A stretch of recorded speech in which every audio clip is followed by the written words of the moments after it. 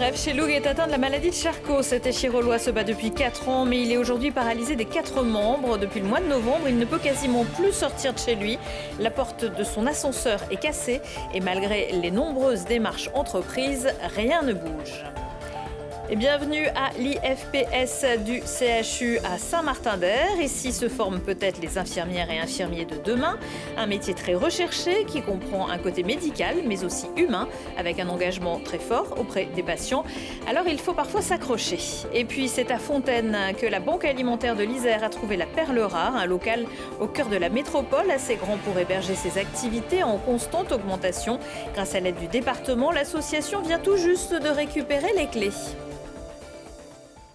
Bonsoir à tous, bienvenue dans ce JT du jeudi 14 mars 2024. Du lundi au vendredi à partir de 18h, l'essentiel de l'actualité du Grand Grenoble.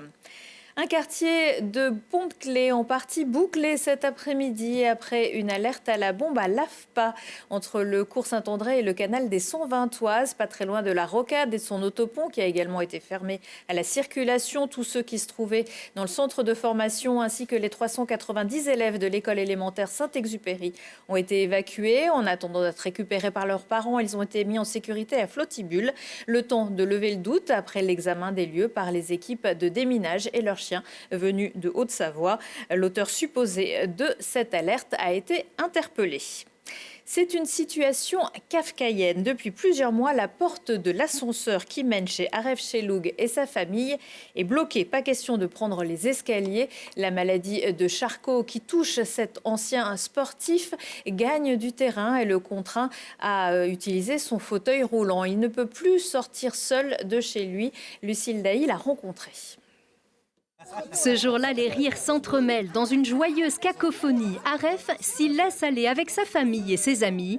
Lui qui combat la maladie de Charcot, l'échirolois savoure ces instants précieux qui l'éloignent d'un insoutenable quotidien. C'est grâce à ça que j'arrive à tenir. Franchement, ils ont un gros pourcentage sur mon moral, sur mon envie d'avancer et mon envie de me battre. Se battre en plus contre une absurde injustice. Après 4 ans de lutte, Aref Cheloug est paralysé des 4 membres et il ne peut sortir de son appartement sans anticiper et compter sur l'aide de ses proches. En cause, cet ascenseur qui ne peut plus le porter jusqu'au 5e étage de la copropriété du Haubourg. La porte, défectueuse, est condamnée depuis le 11 novembre dernier. La porte elle aurait dû être réparée et changée depuis le 29 janvier.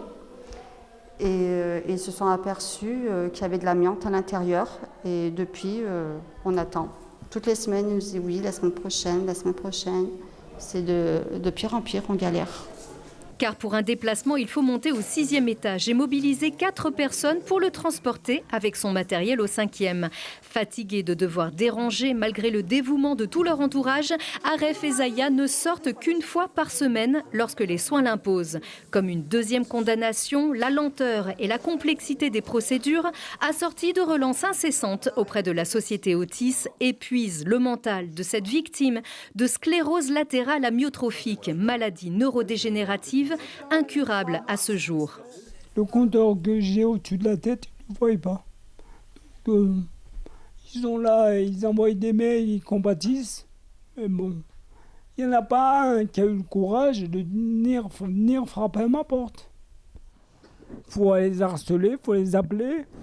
Même le gars d'Otis, pendant un moment, il a bloqué mon numéro.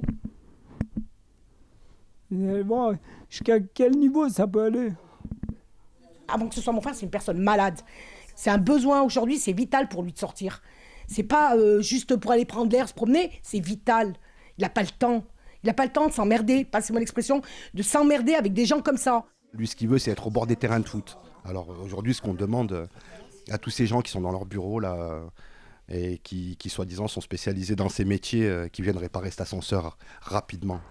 L'espoir renaît alors que les amis tentent par bouche à oreille de faire accélérer la signature des devis de désamiantage pour enfin voir la lumière et retrouver une bribe de liberté qui l'aidera aussi à garder espoir.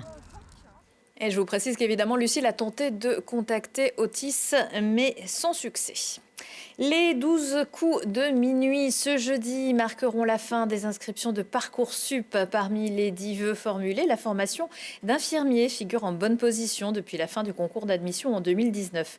Les postulants le savent, c'est aussi un métier en tension qui recrute beaucoup, à condition d'aller jusqu'au bout de ses études. Il existe plusieurs formations dans l'agglo, à Grenoble, Saint-Égrève et sur le campus de Saint-Martin-d'Air où s'est rendu Camille Yavon. Faible salaire, conditions de travail difficiles ou encore volume horaire trop élevé, le domaine médical connaît actuellement une crise. Pourtant, les études d'infirmiers continuent d'attirer les étudiants. Aujourd'hui, c'est le vœu le plus demandé sur la plateforme Parcoursup. À Grenoble, l'Institut de formation en soins infirmiers accueille chaque année près de 226 élèves par promotion. 75% d'entre eux postulent directement après avoir décroché leur baccalauréat. C'est vrai que ça a été très demandé, notamment en post-Covid. Là, on a eu une petite chute entre 2022 et 2023. On a 1000 candidats en moins qui ont postulé sur notre territoire. Mais ça reste effectivement, on a 6700 candidats qui ont postulé en 2023. Cours de psychologie, de biologie ou encore de pratique. Cette formation dure près de 3 ans et propose des périodes de stage pour que les élèves puissent apprendre sur le terrain. C'est après 2 années en médecine que Maëlys Lebrun s'est orientée vers cette formation. Une profession tournée vers l'autre et qui semble mieux lui correspondre. Il y a le côté médical avec tout ce qui va être autour de l'anatomie, de la physiologie, des différents traitements qu'on va administrer. Mais en parallèle, il y a aussi ce côté humain et relationnel et le lien qu'on a avec les patients. Aujourd'hui, Maëlys veut se spécialiser en pratique avancée pour pouvoir réaliser des soins plus complexes. Malgré cet engouement pour cette formation, 11% des étudiants abandonnent dès la première année, 3 fois plus qu'en 2011. Une filière et un métier qui demandent beaucoup d'investissement. C'est plus de recherche, c'est plus aussi d'investissement, le cerveau qui est en permanence en réflexion. Et en parallèle, dès qu'on rentre à la maison, c'est énormément de mémoire. Il y a un certain nombre d'abandons dans la formation au fur et à mesure des 3 ans. Donc il y a un certain pourcentage au début de première année parce que justement il y a la découverte aussi du métier. Certains abandonnent par rapport au fait que ce n'est pas fait pour eux, d'autres par rapport aux conditions des fois de formation. Pour éviter les abandons massifs, le gouvernement a annoncé une réforme pour refonder et ajuster ce cursus pour fidéliser les étudiants. Selon le syndicat national des professions infirmiers, 30% des jeunes diplômés abandonnent la profession infirmière dans les 5 ans qui suivent l'obtention de leur diplôme. La Banque alimentaire de l'Isère va déménager avec de plus en plus de nouveaux bénéficiaires chaque année. Le hangar de l'association à Sassenage était devenu trop petit et l'association n'excluait pas de devoir payer plus de 80 000 € par an, le loyer actuel. Finalement, un nouveau local a été trouvé à Fontaine. 3 500 m² de bâtiment, 9 000 m² au sol. Restait à trouver son financement et c'est le département de l'Isère qui s'en est chargé. La remise des clés vient d'avoir lieu. Quand on est arrivé dans son bureau avec ce site qui était à vendre, on n'imaginait pas que le président Barbier nous dirait « j'achète », sans plus de formalité. Pour nous, encore une fois, c'est retrouver des conditions de sécurité, d'intervention, retrouver une sérénité dans nos actions qui devenaient urgentes. Je savais qu'il cherchait un bâtiment depuis 2 ans, absolument situé sur la zone métropolitaine pour des raisons de logistique, pour des raisons de bénévoles. Donc il fallait qu'ils trouvent sur cette zone. Ils ont cherché sans relâche pendant 2 ans. Et quand ils ont trouvé la perle rare, c'était une vente privée, il fallait réagir vite et bloquer l'affaire. Donc quand ils sont venus me voir en octobre, on n'a pas eu beaucoup de choix et donc on n'a pas hésité. C'est un moment important pour le département et pour la Banque alimentaire et je suis sincèrement très heureux, très fier d'avoir pu apporter cet outil qui va permettre à la Banque alimentaire de continuer son remarquable travail sur l'ensemble du département. Travail qui est malheureusement toujours plus nécessaire et indispensable. Depuis 2019, c'est 50% de bénéficiaires en plus pour la Banque alimentaire et aujourd'hui avec des catégories de population qui aujourd'hui ont un travail, qui ont un CDI et qui malheureusement sont obligés de venir à la Banque alimentaire. On a de plus en plus de travailleurs pauvres. Reste maintenant à aménager les quais de chargement, installer les unités frigorifiques. L'objectif, c'est aussi d'améliorer l'ergonomie des lieux pour faciliter le travail des bénévoles. L'actu des sports, c'est avec, pour commencer, une bonne nouvelle en provenance d'Amiens où les Brûleurs de Loup ont remporté mercredi soir leur 4e match dans la première phase des playoffs. Une victoire 3-2, dont 2 marqués dans les 4 premières minutes de jeu, qui propulse donc les Grenoblois en demi-finale de Ligue Magnus.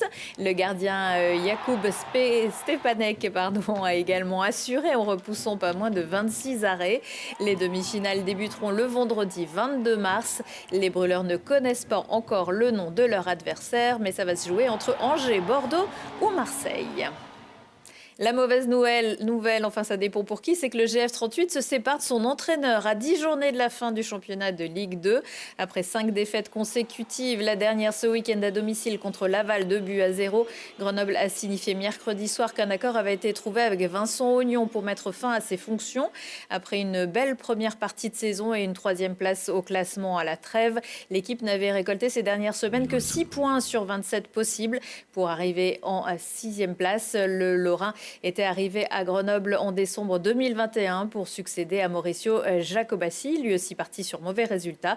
Et comme aujourd'hui, c'est l'entraîneur adjoint Frédéric Guéguin qui avait assuré l'intérim. Mais il s'agit cette fois de préparer le déplacement à Rodez pour ce week-end. D'autres événements sportifs dans les jours à venir. Allez encourager les basketteuses voironnaises qui reçoivent Nice samedi à 20h au gymnase Henri Chautard. On rappelle que le PVBC est 5e et Nice est 9e. Courir ou marcher pour les enfants handicapés, c'est l'Asparun qui revient à Mélan ce dimanche 17 mars à partir de 9h au lycée du Grésivaudan. 5 ou 10 km de course ou de marche ou de course pour les enfants. Et puis, c'est frais et décalé de quelques décennies. Le Monocircus Revival fait revivre la folie du monoski et du squal au Sept-Lô. Découverte et initiation, expo et animation en front de neige, c'est tout le week-end. Une offre musicale variée aussi pour les mélomanes. Vendredi soir, le trio jurassien Église se produira à l'Espace Navarre de Champs-sur-Drac. Des aventuriers de la musique qui s'appuient sur un banjo électrique, un tuba et une batterie pour assurer les rythmiques. Sur scène, des morceaux de leurs 2 albums, Sidamila, le premier, et Mas, le second.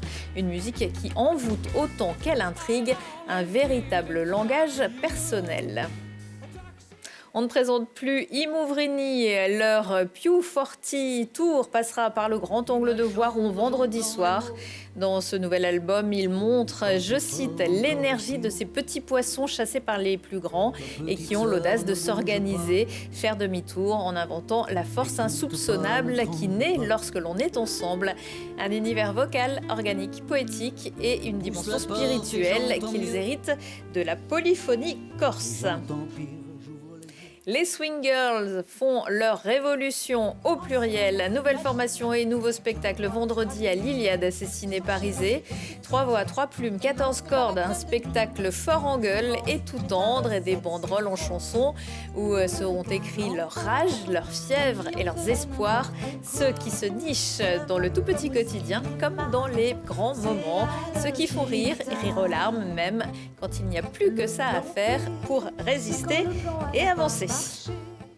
Retour de l'actu dans 1 heure et en replay sur télégrenoble.net. On se quitte encore en musique avec Pulsiperla, la rencontre entre les musiciens globetrotters français Pulcinella et le power trio féminin de Bogota, la Perla, qui ouvrira le bal du festival des Tours de Babel vendredi soir à la Belle Électrique à Grenoble. Excellente soirée à tous.